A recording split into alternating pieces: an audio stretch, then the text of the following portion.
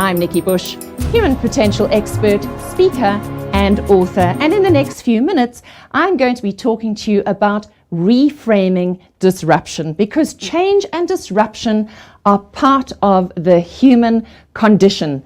Disruption, or what-if moments, as I like to call them, come in unexpected forms for everyone. How do you prepare yourself for what-if moments? Are you prepared? Are your staff or your clients prepared? And if you can reframe your situation and your circumstances, then you have the power to re-author and to re-script your life, reinventing yourself in the process.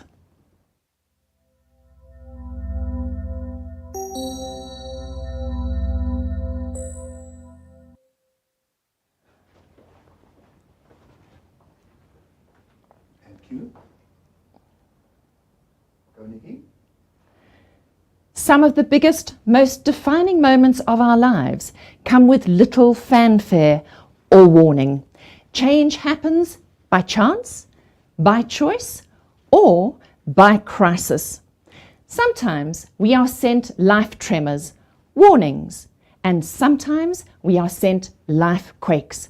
And these life quakes have the potential to bury us as a victim, or to break us open and plant us like a seed. And the thing is, with a disruptive moment or a what-if moment, and by the way, we go through at least 60 different transitions in one lifetime, is that we never ever go back to normal. And so we are called to let go of the past. And we have to actually step into a new way of being. And that's why I speak about reframing disruption, so that you can re-script and re-author your life. So nothing will ever be the same again after a what-if moment. And let's just think about what a what-if moment might consist of. Perhaps you have lost your job. Perhaps you have chosen a new job by choice. Perhaps you have chosen to move to a new town or a new country or even a new suburb with a new home.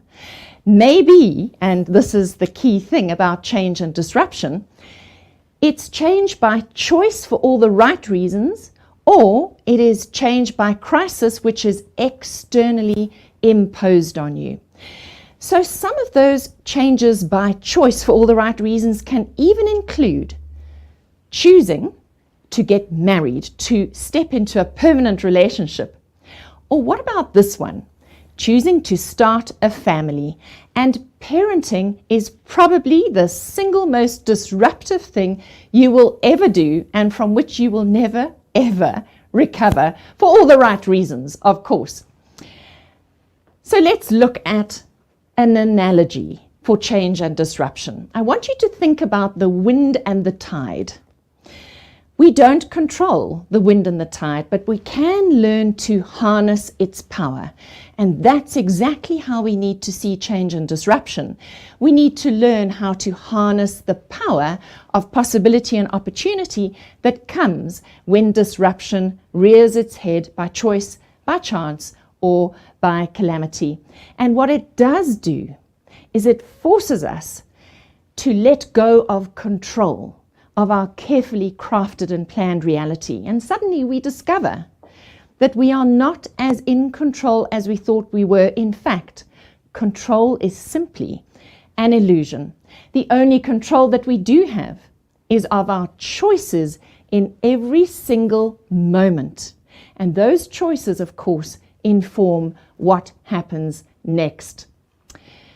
So when we go through change and disruption, we are invited to stretch and exercise our resilience muscle. And I want you to think back over your lifetime, whether you are 30 years old and watching this keynote, or whether you are 50 or 60 years old and you've lived half a lifetime. I want you to think back at what those what-if moments might have been for you. And they will be different for absolutely everyone. The one thing that I can assure you is that no matter how good the disruption is or how negative the disruption is, there is a doorway. It's a catalyst for growth if you can see the opportunities and the possibilities.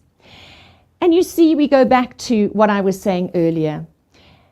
A what-if moment has the potential to bury you as a victim or to break you open and plant you like a seed. And through my own experience with trauma, grief, and loss, I can tell you that this is a personal choice. You choose whether you are going to be buried or whether you are going to be broken open. And so when I tell you to go and look back in your life to see what other what-if moments you have been through, how did you bounce back? What was your resilience like? What did you learn? Because you can bring those lessons to bear in the current disruptive moment.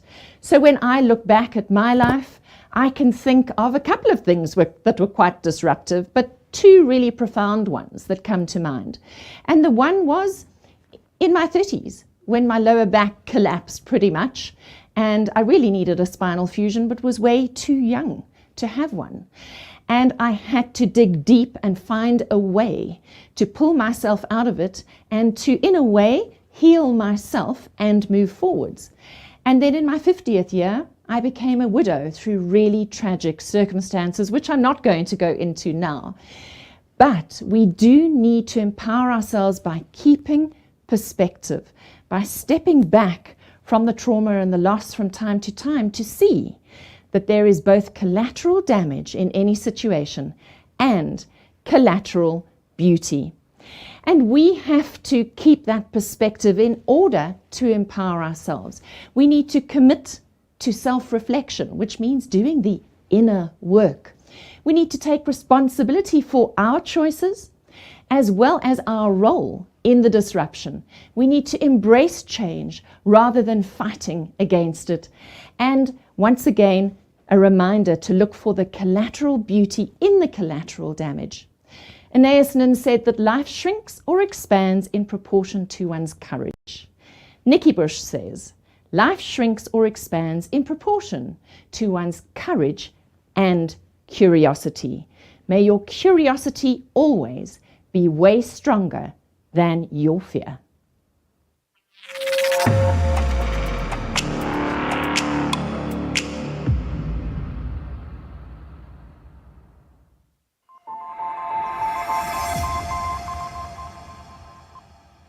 The hybrid experiment is full of options, looseness, and ambiguity.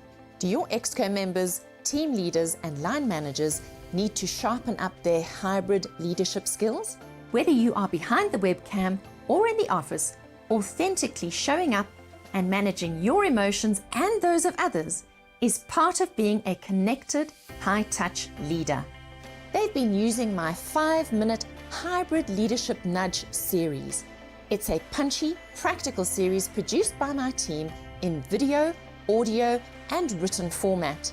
We can customize and brand this content specifically for your organization. While it's natural for you to want to over-control what feels out of control, don't become the boss that becomes the bottleneck because you resort to micromanaging everyone.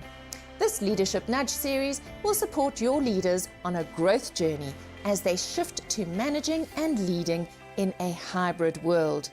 Connect with me at info@nikkibush.com to discuss how I can help you.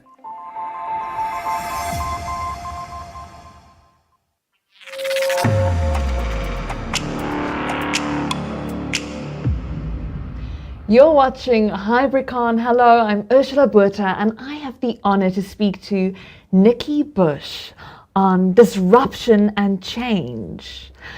Nikki, you really walk your talk. And I know when you speak about disruption and what-if moments, you've been there. What advice do you have for a process to deal with change? Ursula, that's a really, really good question, because it doesn't matter what kind of change you're going through, whether it is positive change by choice or negative change by crisis or calamity. Actually, all of those take you through a process of loss and grief, because we have to let go of the picture we had and we have to go and build a new picture. And I always like to say that a what if moment, disruption, is usually prefaced by an event, but it's actually a process. And if you think of a marriage, which would be disruption by choice, a marriage, the wedding is the event, but the actual marriage is a process that takes place over time. And in any kind of adjustment to change, whether it's traumatic or not, it could be your child starting a new school, it could be you starting a new job, you moving country, it could be the loss of a loved one. We go through the very same 7 stages. 7 stages. 7. And they're not always linear. Okay. So you can go backwards and forwards, in and out. And we start off with immobilization. And the interesting thing with immobilization, if you think back to COVID, and we were told we were going to be locked down, did you not go, I beg your pardon? And that's immobilization, when you freeze. And then we go into minimization, because we have to minimize the threat and give it some perspective. Otherwise, we feel we might not cope. Okay, so you make the threat smaller. Exactly. So in tight lockdown, when we couldn't walk outside of our properties, I was walking backwards and forwards in my little backyard, 20 paces up and down, going, if Nelson Mandela could get out of 27 years of incarceration and do what he did, then surely I can make a plan. I can do that. Can you see how I did that? Okay. And then we flip into depression, which is when we're feeling out of our comfort zone, we've never been here before, and we feel incompetent and unconfident. Yeah. And it's a withdrawal cycle. And then we hop out of that and we move into acceptance of where we find ourselves, which is very important, because now we realize there's only one way forward, and it's forward, no looking backwards. Then we start testing this new reality. Okay, so it's like an experiment. It's like an experiment, exactly. Yeah, I love that. So if you think about a child starting in a new school who doesn't know anybody and has to make new friends, it's all an experiment. Oh, that is. And they might try and make friends and not succeed, and then the brain's a really clever organ, so it will come up with a new strategy, which they will try, and then they might succeed, and then they will do it over and over again. And then from testing our new reality, we move to searching for meaning, which is part of the human condition. We search for meaning in this thing that's happened, whether we chose for it to happen or not. And finally, we start internalizing this new reality. And so if it's, say, been a really traumatic situation, like, for example, with the loss of my husband through a home invasion, and he was murdered, a really traumatic moment, I'm now 5 years on and I've done a lot of work. And now I can stand here and say, life is good. I am leading a rich and full life again. And with any kind of disruption and adjustment, you can get to that place as long as you don't freeze right at the beginning of the process and curl up in a ball and choose to be buried by circumstances. That was so great. And I think something that in that curve, like you said, you're going to go in and out. And I think that stuckness, the freeze and the first, can really hold you back. And the search for meaning can move you forward. But how did you deal with that search for meaning in your personal story? I know you said previously you didn't want to touch on that, but I think it's so profound. Well, I think for me, when I think about what's the source of my resilience, it's that I am more curious than fearful. And it doesn't mean I don't have times where I am abjectly fearful. I am, but I always look at those barometers. Where's my fear and where's my curiosity? And if your curiosity is greater than your fear, you want to see what's around the corner, over the hill, about, what are the possibilities, what are the opportunities, because you're curious about what you don't know. So we don't know what we don't know. And who knows, sometimes the worst things that happen to us open doors to some really incredible possibilities and opportunities if we're prepared to take the risk and experiment and look.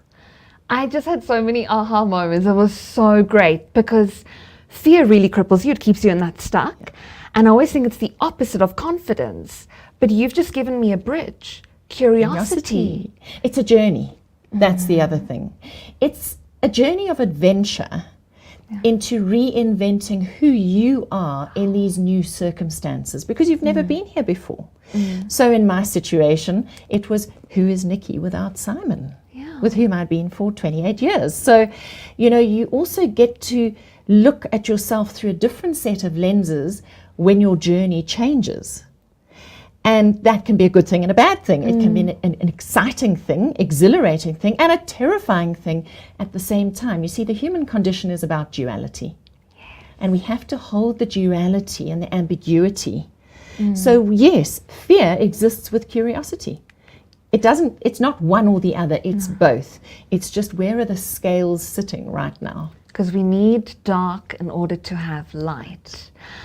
I look at you and I think you are such an example to me for how you can re-script yourself. And I know people who are watching can go, the world has changed, work has changed, and we're all living in this what if new reality.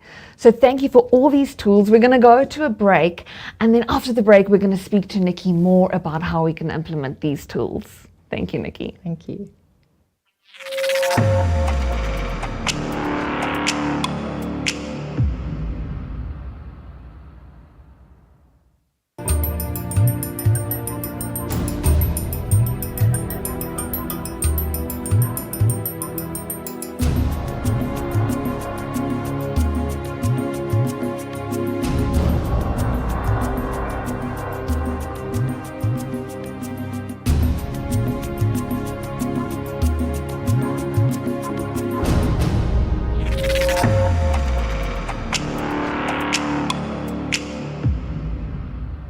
You're watching HybriCON. I'm Ursula Buerta, and I'm here speaking to Nikki Bush on Dancing with Disruption. Dancing with Disruption is actually an offer that you have. Where can we get hold of? Absolutely. So there is a free download on nikkibush.com. And if our viewers would like to go and check out those 7 stages of disruption we were talking about before the break, you can go to my shop, and it's a free download, and go and get hold of it, because it'll give you the high level of what we've just been speaking about. But of course, there's a whole book about this too, if you want to go to the next high level. So this is Future Proof Yourself. It was published by Penguin Random House in 2021, and it was written for such a time as this. And it's all about dancing with disruption. And really the key theme that runs through the book is self-leadership, because self-leadership and choice are linked. And if you're going to lead yourself through the disruption that the world is in and experiencing right now, and any future disruptions, because COVID was really just the opening act. There's going to be a lot more going down, from artificial intelligence to other pandemics to changes in the workplace.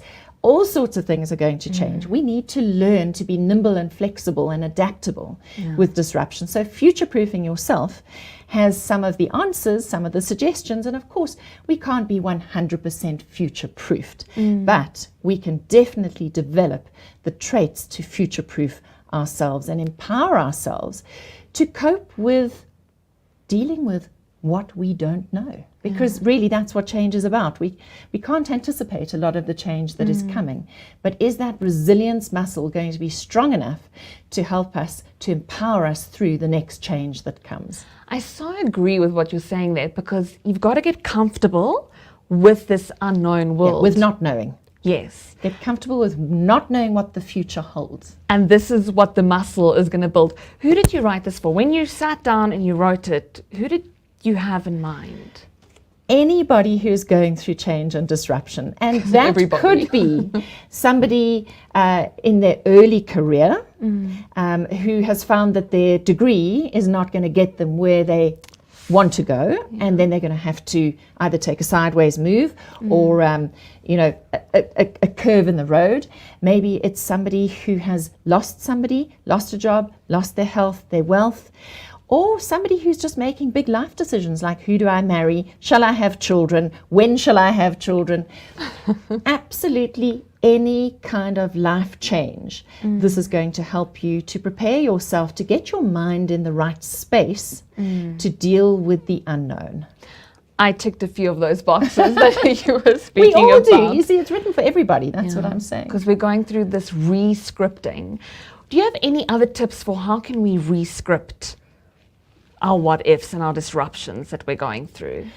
Well, I think that it's so easy when things go wrong or are stressful or disruptive to point a finger out there and say, this is not my fault, and to name, blame, and shame whomever or whatever on the situation and circumstances. And when we do that, we actually disempower ourselves. And we have to remember when one finger is pointing out, three fingers are pointing back. And so we hold the keys to our own self-empowerment, to our own self-leadership. And we have to stop looking out there for validation and start looking in here, because the reality is nobody's coming to rescue you. Be the hero of your own story. Absolutely, 100%. You speak about self-leadership, and I know that you work with teams. So please can you tell us more about the work that you do, who you work with, and how people can work with you? Oh, absolutely. Love that question. Well, clearly I love to work with people. So I work with leaders, senior leaders. I work with their teams.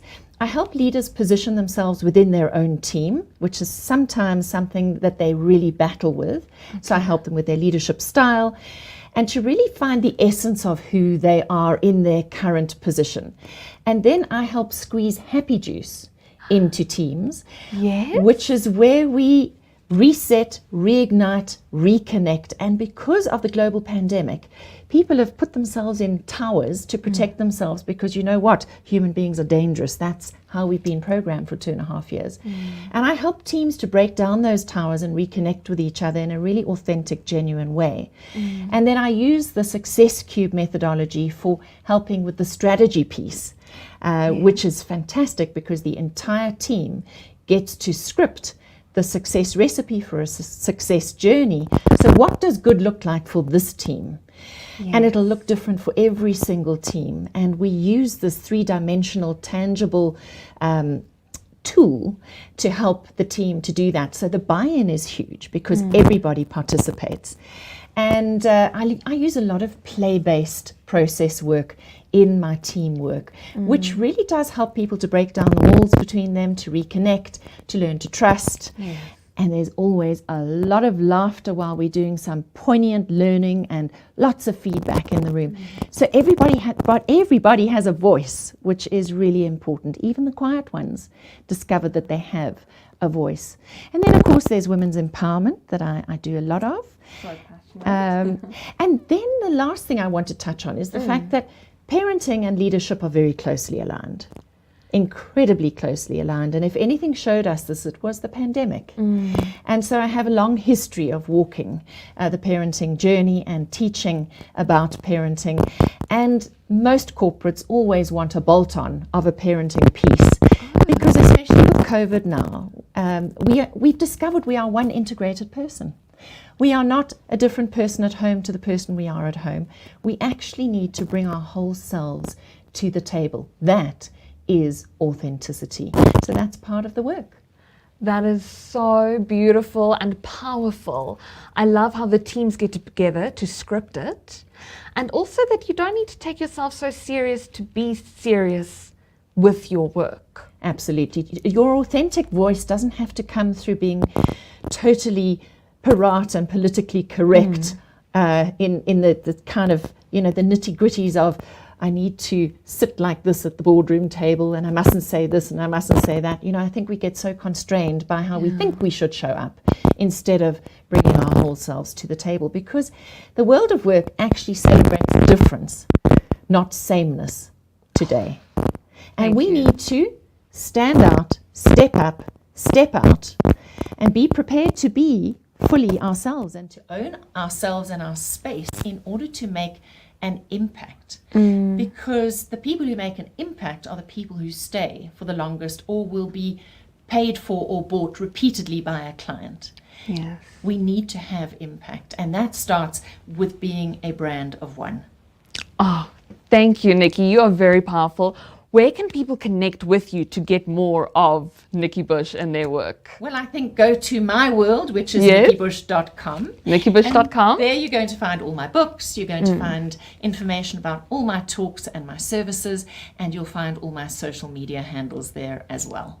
Thank you, Nikki. It has been an honor to speak with you, and keep doing the amazing work that you're doing. We need it in the world right now. Thank you, Ursula. So future-proof yourself and get yourself a copy of this book.